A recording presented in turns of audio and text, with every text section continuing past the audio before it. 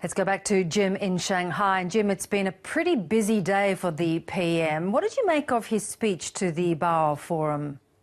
He spoke of the fact that he was here not to do a deal, but to be a friend to China. He spoke glowingly too of the work that China had done, the Chinese government had done over the last 2 to 3 decades, along with Japan and South Korea, in lifting so many people out of poverty, a very significant feat, he suggested. But as you may recall, there was considerable irritation in China last year about Australia taking sides with Japan over the dispute between China and Japan over the Diaoyu Senkaku Islands in the East China Sea.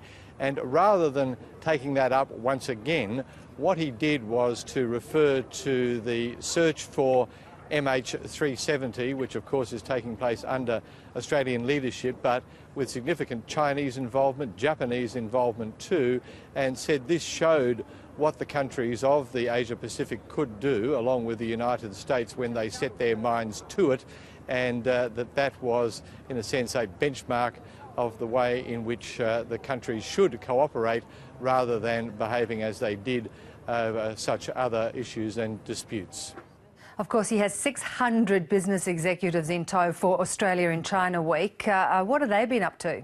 Well, they've been very busy too. No fewer than 600, as you say. Also, a whole bunch of state premiers here as well.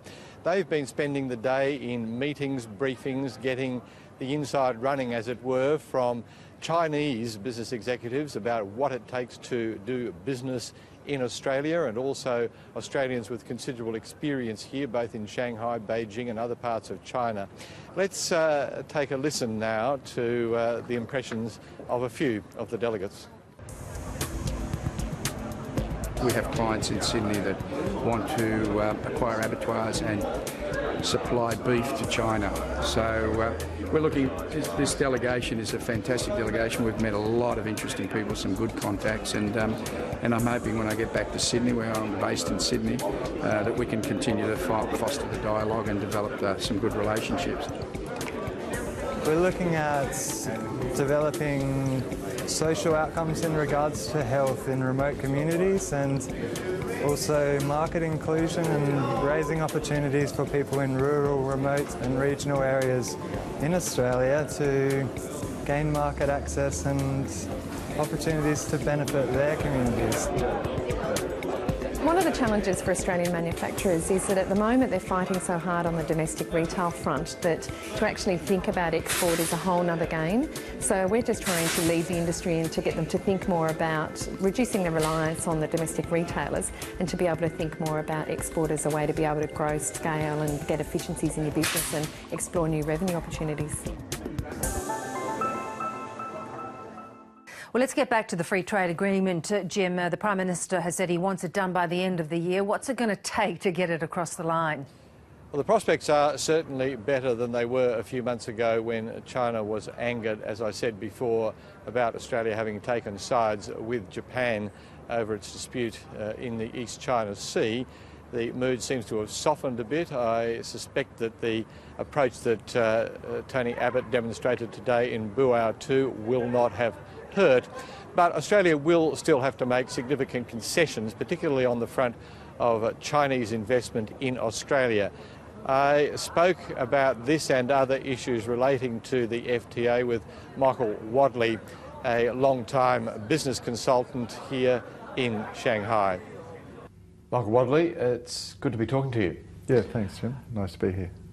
The road to a free trade agreement between China and Australia has been bumpy, to say the least. Do you get the sense that there is now a genuine prospect of getting this done by Tony Abbott's deadline, that is the end of the year? Yeah, I mean, I'm an optimist, Jim, or a positivist, I call it, but I think it's quite likely. I'd like it to happen. Whether it'll be to the extent that different sectors or lobby groups want is another question, but it'll definitely, I think something will happen, yeah, for sure. What really is in it for Australia? What would be in it for the clients that you work for to actually have an agreement that was, say, akin to, if not in detail, generally those that Australia has signed very recently, both with Japan and South Korea? Well, I divided it into two. So there's inbound into China and there's Chinese investment going the other direction, because I work in both areas.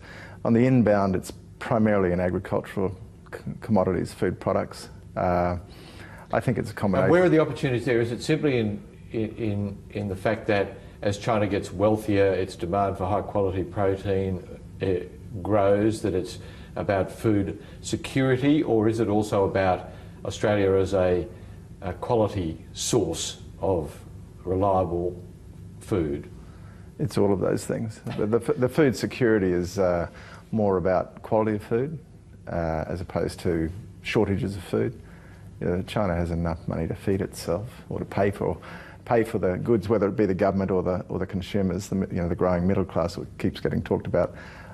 It's more about the quality of food here is a bigger issue for those people with the money. We should maybe, if we can, step up the game a little bit in terms of the Australian brand as a national brand, and emulate the Scandinavians or the Kiwis in terms of the greenness. Australian food product is definitely seen in that light. So that's seriously important. Michael Wadley, it's been a pleasure talking to you. Thank you very much for your time. Thank you. Thanks, Jim. Good to be here.